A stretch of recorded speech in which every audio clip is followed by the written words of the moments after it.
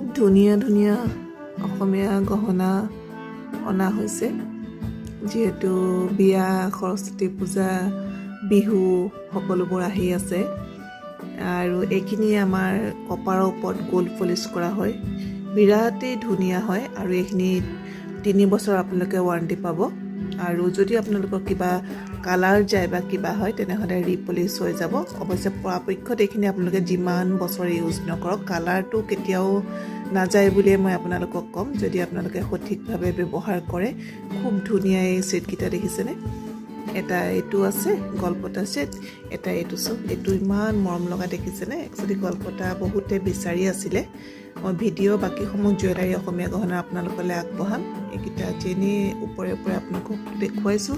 যদি ভাল লাগে তেনেহলে স্ক্ৰিনশ্বটটো লৈ আমাৰ লগত যোগাযোগ কৰিব